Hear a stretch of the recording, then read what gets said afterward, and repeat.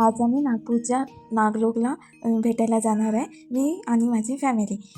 चला तर मग माझ्यासोबत तुम्हाला पण मी दाखवते की नागलोकमध्ये काय आहे ते.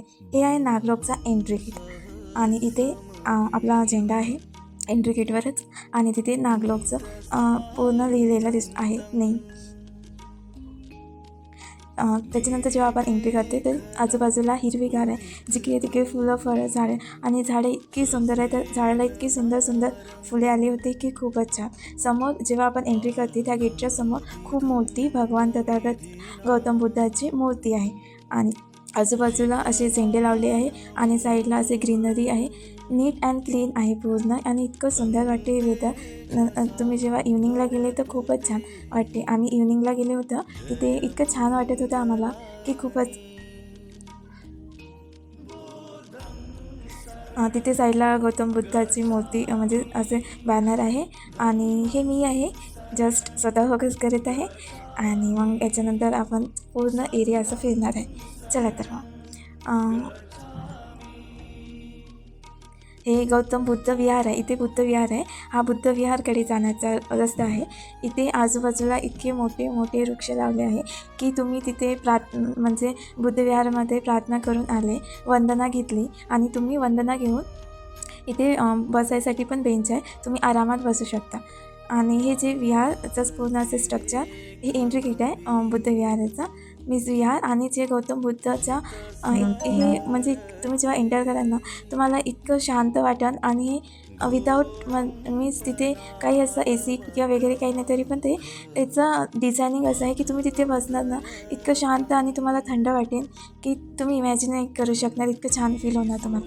हे जे गौतम बुद्धाच्या जे आजूबाजूला जे प्लांट दिले आहे ना ते रिअल आहे.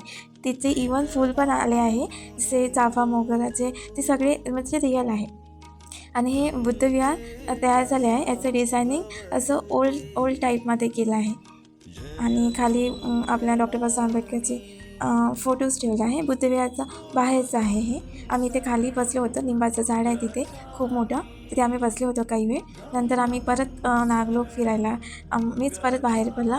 आता म्हणजे छान इव्हनिंगचा टाईम झाला आहे आणि तुम्ही बघू शकता आजूबाजूचं वातावरण किती छान आहे. आकाश पण बघा किती सुंदर दिसते, खूप छान. मी माझ्या फॅमिलीसोबत गेली होती आणि मला खूप मजा पण आली होती. आम्ही तिथे गेलो ना विहाराच्या अंदर आम्ही वंदना घेतली होती आणि त्याच्यानंतर आम्ही पुन्हा त्या मोठ्या स्टॅच्यूकडे गेलो वंदन करायसाठी.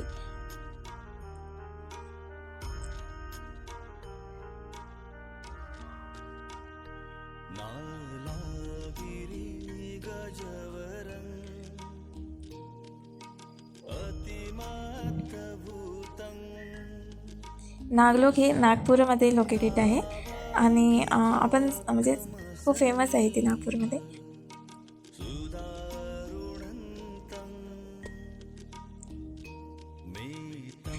आमची वंदना झाली, वंदन करून झाले आणि मग आम्ही त्याच्यानंतर खाली आजूबाजूला फिरले आहे आणि आम्ही संध्याकाळ होतपर्यंत इथेच होतो. आणि मला ही गौतम बुद्धाची मूर्ती इतकी छान आहे ना, इतकं उंच की खूपच छान. तुम्हाला पण बघून खूपच असं बरं वाटणार. आणि इथे मेनली नागलोकमध्ये बुद्ध मूर्ती आहे आणि पूर्ण हिरवगार आजूबाजूचं इन्व्हायरमेंट केलं आहे आणि तिथे बुद्ध विहार आहे. आजूबाजूला ते नागलोकचे इन्स्टिट्यूट आहे खूप सारे, पण तिथे आम्ही नव्हतो गेलो. पण तिथे साईडलाच आहे जो तिथे एक लॉन पण आहे जो खूपच छान आहे. हे जे एरिया आहे इथे बाबासाहेब मीन्स भीमराव आंबेडकर बाबासाहेबचा स्टॅच्यू आहे आणि नाईट झाल्यामध्ये व्यवस्थित दिसत नाही ते, बट ते बाबासाहेबाचा पुतळा आहे तिथे आणि इथे बसण्यासाठी. आणि तुम्ही तिथे बसण्यासाठी हिरवंगार असं गवत आहे, तुम्ही कुठे पण बसू शकता. आम्ही तिथे म्हणजे लाईट पूर्ण असं डार्कनेस होतपर्यंत थांबलं होतं आणि असं खूपच छान वाटत होतं तिथे ते इन्व्हायरमेंट बघून.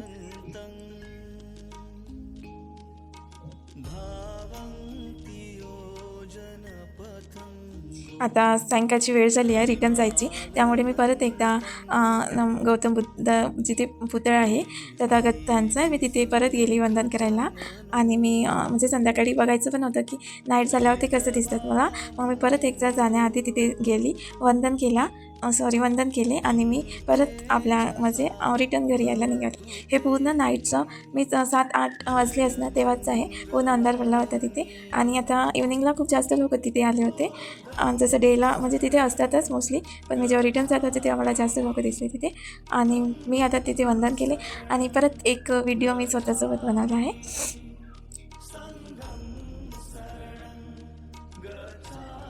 चला तर मग दोस्तो, आता मी आपल्या घरी जाणार आणि तुम्हाला पण जमले तर या नागपूरच्या नागलोकला जरूर व्हिजिट करा. खूप छान प्लेस आहे आणि मी तर म्हणते प्रत्येकाने इथे जाऊन व्हिजिट करायलाच पाहिजे. चला तर मग गुड बाय, जय भीम.